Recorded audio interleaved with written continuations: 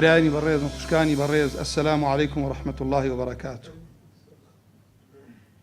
من پێش هەموو شە داواکارم لە خوا بۆ خاتری ئیسمی عەظەمی خۆی، ئەو خوایی کە ناوی ئەڕەحمانە ئەڕەحیمە الصەمەد الذي لم يلد ولم يولد ولم يكن له كفوا أحد.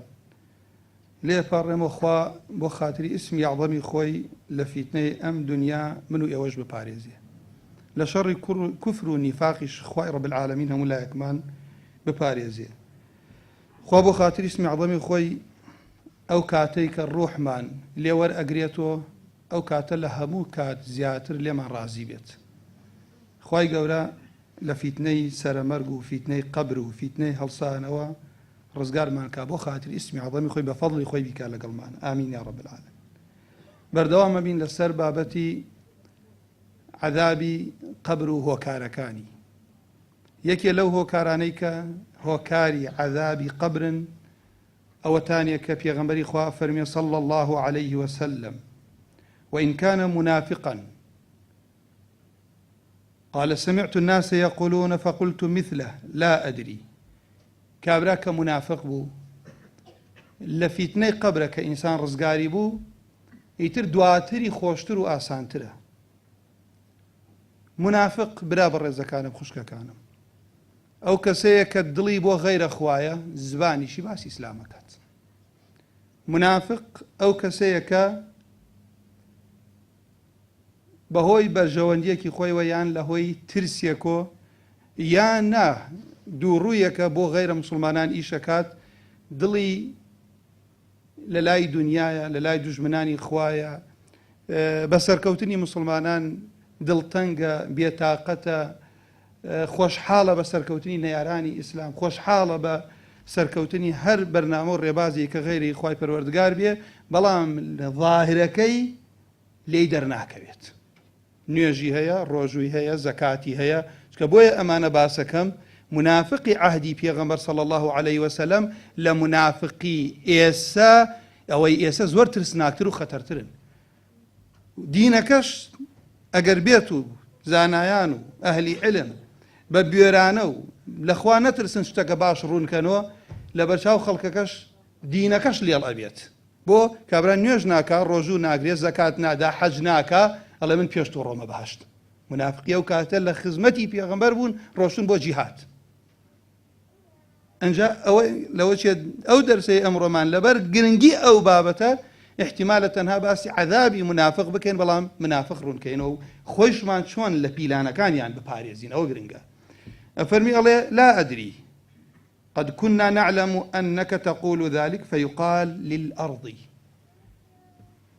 نازانین ئەو خەڵکە بزانم ئەمان زانی تۆ وا ئەڵێیت. فيقال للأرض پێغەمبەری خوا فەرمێ بە ئەرز ئەوترێت التئمی عەلەی، کە ئەو قەبرە لە پاش وەڵامدانەوەی ئیماندار بۆ مەلائیکە نەکیر و منکەر، خوا قەبری هەمومان ئەوا بگێڕێ، فراوان ئەبێت تاوەکو چاو بڕکات، ئەبێتە باخێ لە باخەکانی بەهەشت، شوێنی خۆتت لە بەهەشتا پیشان ئەدرێ، تەمەنا ئەکەی لەو شوێنە خۆشەی، تەمەنا ئەکەی زوو قیامەت بێ لەبەرەوەی بڕۆی بۆ ماڵە حەقیقیەکەی خۆت. بەڵام بە پێچەوانە شۆگەر ئینسان دووڕوو منافق بێت، پێغەمبەری خوا فەرمێ بە ئەرز ئەوتێ ئیلتەئیمی عەلەی، کۆ بەرۆ لەسەری. فتلتئیم عەلەی، عەرز کۆ ئەبێتۆ، تەسکە بێتۆ لەسەری، فتەختەلیف فیها ئەضلاع، هەموو ئێسکەکانەکانی پراسۆکانی ئەچێتە یەکە، فلا يزال فيها معذبا. لەو شوێنە تەسکە، لەو شوێنە ناڕەحەتە، دۆڵێکە لە دۆڵەکانی ئاگری جەهەنەم تعذیب ئەدرێتە حتى يبعثه الله من مضجعه ذلك، تاوەکو لەو شوێنەی کە تایە پاڵکەوتووە لەنا ئەو عەذابەیە، تاوەکو قیامەتی تێ، قیامەتی سەخترە. چونکە چۆن لە دنیا خەتەری دووڕوو لەسەر مسلمانان و لەسەر ئیسلام سەختتر و گەورەترە، چونکە لەگەڵ تە سوژدە ئەبات و ئیش بۆ غەیرە خوای گەوراکات و ئیش بۆ نەیارانی ئیسلامەکات، لە قیامەتیشە خوای پەروەردگار عەزە وەجەل پەنای هەموو لایەکماندا کە باسیە کاتە فەرمێ إن المنافقين في الدرك الأسفل من النار. بەڕاستی دووڕۆکان بەهەشت جەهەنم وەسەتی هەیە، کناری هەیە، سەرۆی هەیە، خواروێ، لە ناخی ئاگری جەهەنمن، لە ئاخر پلەی ئاگری جەهەنەمن. کەوا بوو کەسانێک کە وەکو باسم کە برا خوشکەکانم با بزان ئەم دینە ئەوە سادە نییە، خوا ناردوێتی بەرنامەی ژیانە بۆ تەطبیقکردن ناردوێتی. ئەوە نییە من بەشێ لە ژیانمی بدەمێ هەموو تەمەنم بۆ کەسابەت سەرف بکەم، بۆ شەهادە سەرف بکەم، بۆ خۆشی دنیا سەرفی کەم، بۆ قەسر و قسووری دنیا و ماڵی دنیا بەشێکی کەم دانێم، خەمەکەم بەشێکی کەم بێ لە دینداریەکە. ئەبێ هەموو ژیانت بۆ دینی خوای پەروەردگار بێت. جاری تەنانەت دوایان لێهاتە بوو ئەسحاب خەریک و دنیایان لەبیر ئەکرد. خوا بۆ تاقیکردنەوە دروستی کردوین. بۆیە لەگەڵ ئەوە کاتێ نوێژ و ڕۆژ و زەکاتیان ئەدا، تەماشاکە ئەمە ئاەت نەبووایە باسم بکردا لەوە چێ زۆر قسەیان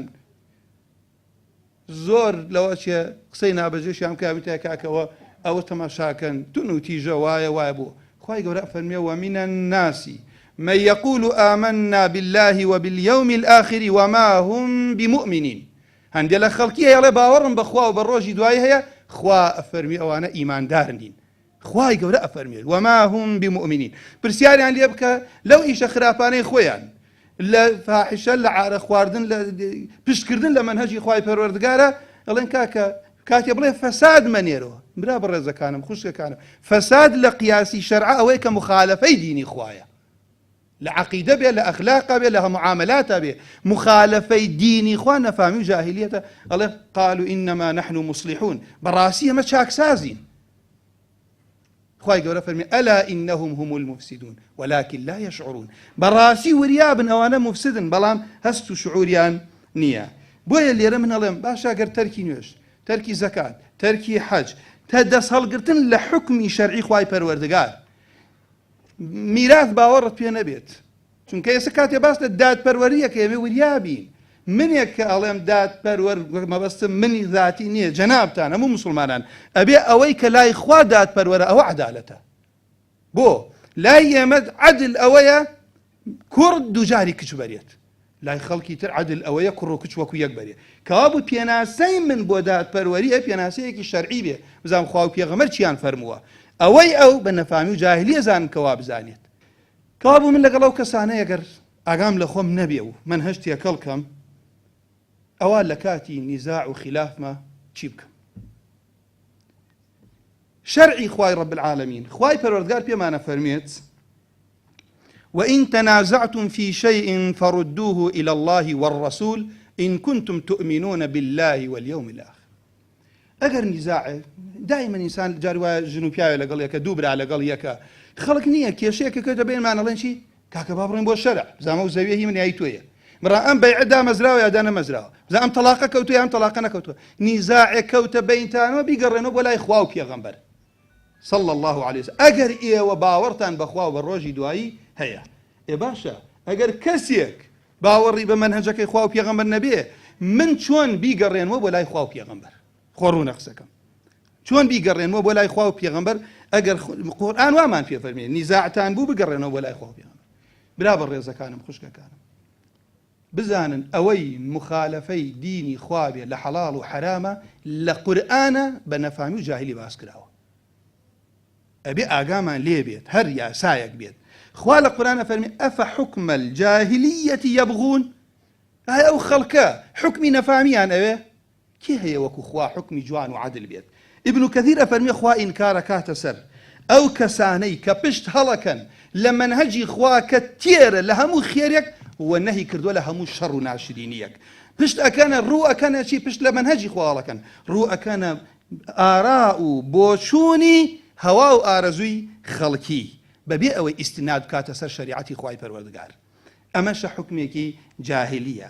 ئەڵێ ئەمە وەکو کێ؟ وەکو جەنگیز خان کە یاسایەکی دانا ناوینا ئەلیاسق، یان یاسا، هەر بەو ناوە. چی بوو ئەم کتێبە و مەنهەجەی جەنگیز خان چی بوو براکانم خوشکەکانم؟ بە هەر بیزانن. بریتی بوو لە كتاب مجموع من أحكام قد اقتبسها عن شرائع الشتى. کتێبێک بوو مەنهەج و دەستوری جەنگیز خان، لە یەهودیەتەوە وەریگرتە بوو، لە نەسرانیەتەوە وەریگرتە بوو، لە ئیسلامەوە وەریگرتە بوو، هەندێ ئاڕائی خۆشی تیا بوو.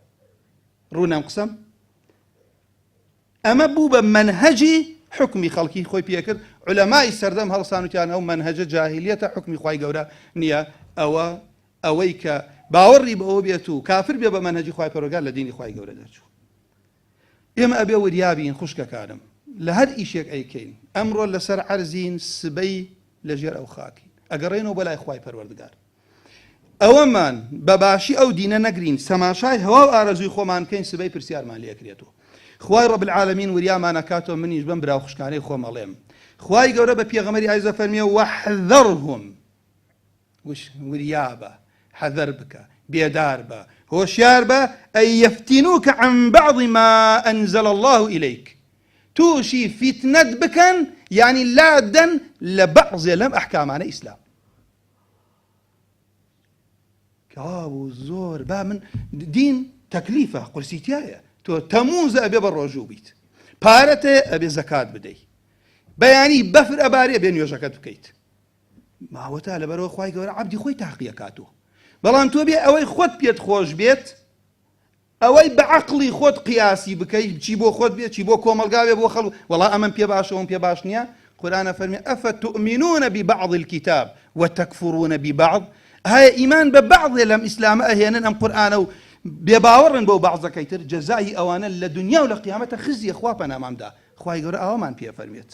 بۆیە لێرە ئەمێ ئەوە بڵێم هەر لە جاهلیە لە عهدی پێغەمبەر صلی الله عليه وسلم خوای پەروەردگار پێمانە فەرمێت وإذا قيل لهم اتبعوا ما أنزل الله ئێستا باشە کەسانێک نییە هاوارەکەین کاکە بەشێک لە مەئساتی ئێمە بەشێک لە قەیران بەشێک لە گرانی بەشێک لە نەبوونی باران بەشێک لەوەی کە دڵەکانمان لە یەک ترازاوە بەشێک لەوە ئاسوودەیی نەماوە بەختەوەری نەماوە کێشە زۆر بووە نسبەتی تەلاق خەریکەوای لێدێ لە وڵاتی خۆشمانە ئەگاتە نسبەتی زەواج. ئەلەم هەفتە برایەک گوتی خۆم ئەوە ئیشمە لە مەحکەمە مامۆسا بە نسبەتی تەلاقمان لە لاگە خەریکە گاتە نسبەتی کابوو لە ناو ماڵەکانیشە خەریکە ئاسوودەی نامێنێزانن بۆ لەبەرەوەی ئێمە هەروە مەزانین ئومورەکە دنیا بێ دەبا کەسانێ لە خوا بترسن لەسەرەوە بن با کەسانێ لە خوا بترسن لەسەر دوکانێ بن لەسەر وەزارەتێک بن مدەڕسێک بن مامۆسایە بن مامۆسای بەڕێزی وان بینەوتێتی خۆم ناسێتەوە ئاگام لێ نییە دوای جەرەس ڕۆشت بۆ هیچ پۆلێک بیرم لە حەڵاڵ و حرامی پارەکەم کردوتەوە. کابوو خوای گەورە فەرمێت کاتێ بانگیانەکەی ئەڵێ ئیتەبیعوا ما ئەنزەل الله بێن شوێنی ئەوە بکەن کە خوای گەورە دای بەزاندووە.